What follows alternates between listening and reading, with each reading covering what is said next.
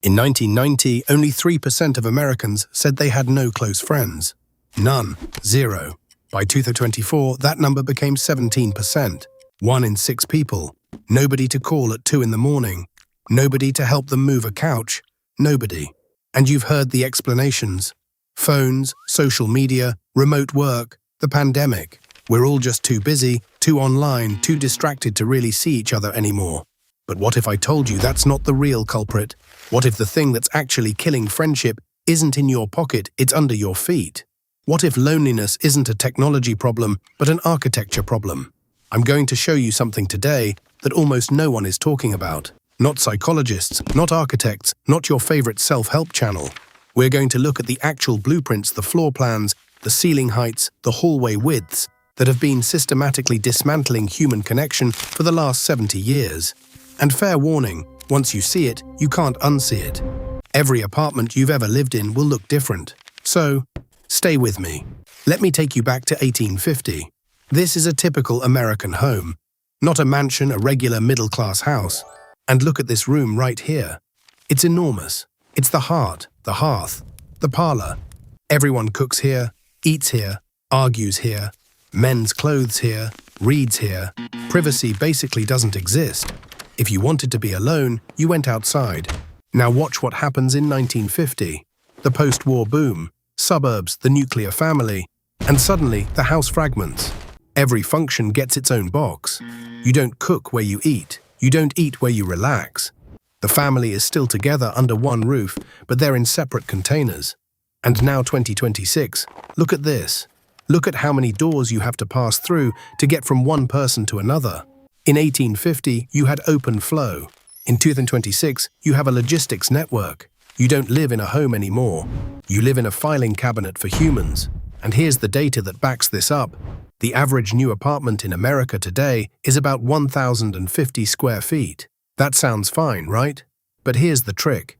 Developers aren't building fewer square feet to give you bigger rooms. They're building the same square footage, chopped into more, smaller, isolated boxes. A studio apartment today averages 440 square feet. A one-bedroom, 804. And here's the kicker. 83% of renters live in 1 or 2 bedroom units. That means the vast majority of us are living in spaces designed for nuclear units of 1 or 2 people. Maximum. No room for the accidental guest.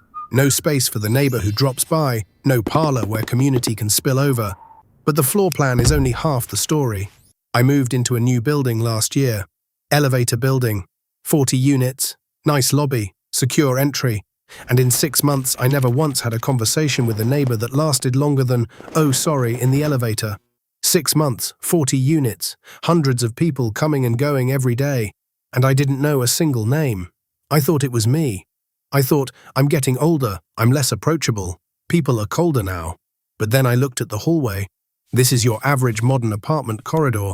It's about 4 feet wide, maybe 5. The lighting is recessed and cold. The doors are staggered, so you never quite face someone when you exit. And if you do happen to catch a neighbor in the hallway, the width is so narrow that you have to do that awkward sideways shuffle, eyes down, mumble something, escape as fast as possible. Now compare that to this. Old European streets, pre-war American walk-ups. Buildings with exterior corridors, shared stoops, front porches. The design forces you to acknowledge other humans. You can't avoid it. The space is too open, too visible, too social. And here's where it gets scientific. Brief eye contact, even with a stranger, triggers a micro-release of oxytocin. It's literally a biological bonding mechanism. Your brain is wired to feel safer, more connected, more human when you make eye contact with the people who share your space. But modern hallways are designed like defensive perimeters. They're too narrow for comfort, too wide for intimacy, too straight for surprise. They are architectural antidepressants. They make you feel unseen by design. And we haven't even talked about ceilings yet. Researchers at Stanford Bailenson and colleagues ran a fascinating study. They put people in virtual reality spaces with different ceiling heights and floor areas, and they measured what happened to their social behavior. Here's what they found. High ceilings. I'm talking 19, 20 meters, like a cathedral or a grand lobby, made people feel more awe, more restored, more emotionally positive. They looked at each other more. They felt freer. But when high ceilings were combined with large floor areas, people stood farther apart. They kept their distance. The space made them feel small, and they compensated by creating social buffers. Low ceilings around 2.5 meters, like a basement or a cozy kitchen, made people feel more confined, more item-specific in their thinking, less big picture. But here's what the study didn't measure, and what I've experienced. Low ceilings force intimacy. You can't stand 10 feet away from someone in a room with a low ceiling. The physics don't allow it. You have to be close. You have to lower your voice. You have to lean in. Think about it. Your best conversations, the real ones, the vulnerable ones, where did they happen? In a cathedral? Or in a cramped kitchen at 2 in the morning? In a soaring hotel lobby? Or on a fire escape? In a tiny balcony with a low overhang? We've been building cathedrals for our loneliness. Grand, beautiful, awe-inspiring spaces that make us feel free and alone. Robert Putnam wrote about this 25 years ago in Bowling Alone. He showed that American social capital, the web of connections, trust, and reciprocity that holds communities together, peaked in the mid-1960s. Then it fell off a cliff. He blamed TV, suburban sprawl, generational change. He was right about the what, but I think he missed the where. Because the buildings we live in became isolation machines at the exact same time. But here's the hopeful part, and I want you to hold on to this. In Denmark, they built something called the House of Generations. They reduced individual apartment sizes by 20% and poured that space into shared kitchens, workshops, gardens, and laundry rooms. Not gyms, not rooftop pools, laundry rooms, because you meet people when you're doing ordinary things together. In Singapore, Kampung Admiralty stacks childcare centers above senior housing, above medical clinics, above food courts. The architecture forces generations to collide. And in North Vancouver, Driftwood Village uses something called social corridors, wide, exterior walkways with benches and nooks at every landing. Your front door faces a place where people naturally pause. The research is clear. Loneliness cannot simply be designed away. Privacy matters, forced community backfires, but what can be designed is opportunity, the chance encounter, the accidental hello, the "oh, you're making coffee too" moment.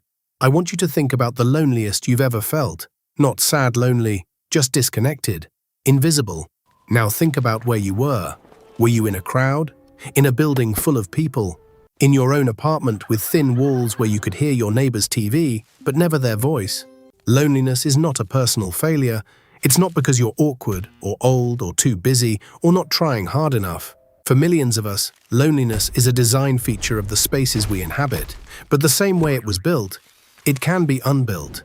And the first step is seeing it. Okay, before you click away, I want you to do something for me, something weird. Stand up. Right now, walk to the front door of your home and count. Count how many doors you have to open, how many turns you have to take, how many walls you have to pass to get from your bedroom to your front door. That number, that's your isolation index. Drop it in the comments. I genuinely want to know. Is it 2, 5, 8? Because I think if we start mapping this, if thousands of us start looking at our homes not as shelters but as social machines, we might actually figure out how to rebuild connection from the ground up. And if this made you look at your walls differently, well, you know what to do. Not smash the like button, just sit with it, and maybe share it with someone who lives in a building that feels a little too quiet. I'll see you in the next one.